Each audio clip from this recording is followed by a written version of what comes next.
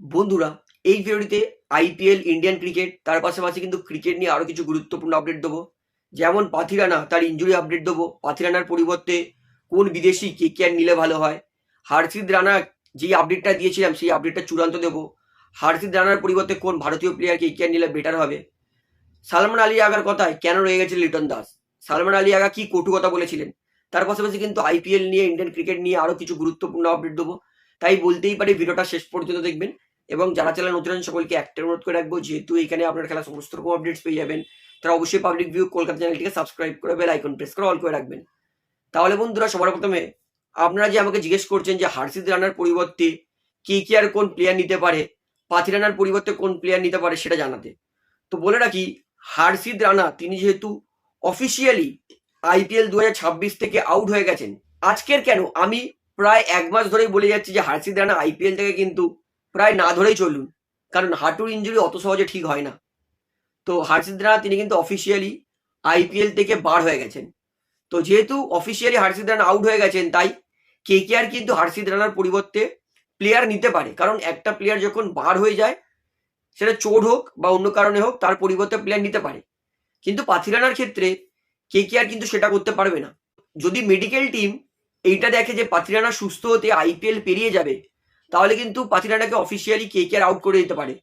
তো পাথিরানা যদি officially out হয়ে যায়, তার পরিবর্তে কেকেআর এর কাছে এক নম্বর প্লেয়ার আছে, যাকে কেকেআর কিন্তু পাথিরানার রিপ্লেসমেন্ট হিসেবে সই করতে পারে। এইটা হচ্ছে সিডলি ভ্যান সেলওয়াক, যিনি ইউএস এর হয়ে এই বছর টি-20 বিশ্বকাপে অসাধারণ বোলিং করেছিলেন। এমনকি তিনি বিশ্বকাপের আইসিসির টিম অফ দ্য টুর্নামেন্টেও ছিলেন। তিনি ইন্ডিয়ার বিরুদ্ধে 4টে উইকেট নিয়েছিলেন, পাকিস্তানের বিরুদ্ধে 4টে উইকেট নিয়েছিলেন, নামিবিয়ার বিরুদ্ধে 2টো এবং নেদারল্যান্ডের বিরুদ্ধে 3টে। মানে অবিশ্বাস্যকর, মাত্র 4 ম্যাচে 13টা উইকেট নিয়ে নিয়েছেন সিডলি ভ্যান। অসাধারণ বোলার, এবং শুধু তাই নয়, কেকেআর এর ফ্র্যাঞ্চাইজির জন্য ইনি কিন্তু খেলেন। অসাধারণ বোলিং করেছেন বিশ্বকাপে। তাই যদি পাথিরানা না খেলে, এই বোলারটাকে কিন্তু কেকেআর নিতে পারে। স্লোয়ার আছে, ভালো বাউন্সার মারতে পারে, কাটার করতে পারে, ইয়র্কার এক্সিকিউট ঠিকঠাক করে। তো পাথিরানা যেহেতু এখনো অফিসিয়ালি তিনি কিন্তু আউট হননি, তাই কেকেআর কিন্তু চাইলেও এই মুহূর্তে সিডলিকে নিতে পারবে না। তো পাথিরানা মেডিকেল টেস্টের পরে যদি দেখা হয় যে আইপিএল শেষ হয়ে যাবে, তাও পাথিরানা সুস্থ হবে না, তখনই কিন্তু একমাত্র কেকেআর সিডলি ভ্যান পাথিরানার রিপ্লেসমেন্ট নিতে পারে। তার আগে কিন্তু কেকেআর পাথিরানার রিপ্লেসমেন্টে কোনো প্লেয়ারকে নিতে পারে না। তো পাথিরানার ব্যাপারটা ক্লিয়ার হলো। হার্ষিদ রানার ব্যাপারটা বলি, যেহেতু হার্ষিদ রানা অফিসিয়ালি আইপিএল থেকে বার হয়ে গেছে, তার পরিবর্তে কিন্তু কেকেআর অবশ্যই প্লেয়ার নিতে পারে, ভারতীয় প্লেয়ার। তো সেই প্লেয়ারটা কারা কারা হতে পারে, কারা বেস্ট অপশন, সেটা একটা অন্য ভিডিওতে আপনাদেরকে বিস্তারিতভাবে জানাবো। কেন ওইটা বিশাল বড় ভিডিও হবে, তো অনেক ডিটেলস বলতে হবে। তো তার জন্য একটা অন্য ভিডিওতে অবশ্যই জানাবো। ভিডিওটা আজকেই পেয়ে যাবেন, ঘাবড়ানোর কোনো ব্যাপার নেই। তো এইবারে আপনাদেরকে বলি, গতকাল যে লিটন দাস আর সালমান আলী আগা ঝামেলায় জড়িয়ে পড়েছিলেন, তো সেটার কারণে প্রথমে লিটন দাসকে আমি কেন বলছি, তিনি অনেক বড় মনের প্লেয়ার। তো তার আগে বলি সালমান আলী আগা এই ইনসিডেন্টটা নিয়ে কি বলেছেন।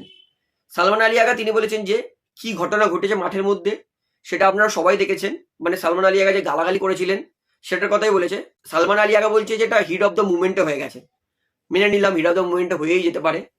তবে তাকে রান আউট নিয়ে জিজ্ঞেস করে সালমান আলী আগা বলছে যে আমি থাকলে কোনোদিন এই কাজটা করতাম না যেটা মিরাজ করেছে। ক্রিকেটের নিয়মে অবশ্যই এই রান আউটটা আছে, কিন্তু মাঝে মাঝে আপনাকে স্পোর্টসম্যানশিপও দেখাতে হবে। আমি থাকলে কোনোদিন এই রান আউটটা করতাম না যেটা মিরাজ করেছে।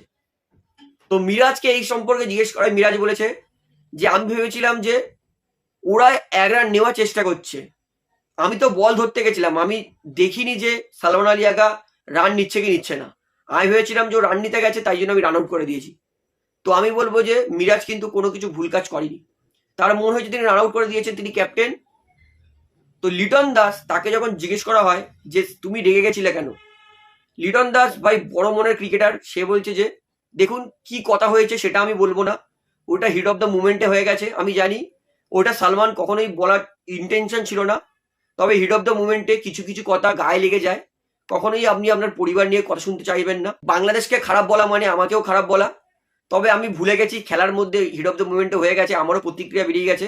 আশা করবো সবাই এই কথাগুলো ভুলে গিয়ে সামনের দিকে তাকাবে। লিটন দাস সরাসরি নিজের মুখ দিয়ে না বললেও আমি কিন্তু বলে দিচ্ছি, তিনি বোন তুলে গালাগালি করছিলেন, বেহেন যে গালাগালিটা আছে এবং তার পাশাপাশি তিনি কিন্তু সেম অনেও বাংলাদেশ বলছিল প্লেয়ারগুলোকে যে তোমরা স্পোর্টসম্যানশিপ জানোই না। তো এটাই ঘটনাটা ঘটেছে, যার জন্য লিটন দাস রেগে গেছিলেন, বাংলাদেশকে বলছিল, তার বোনকে মাকে তুলে বলছিল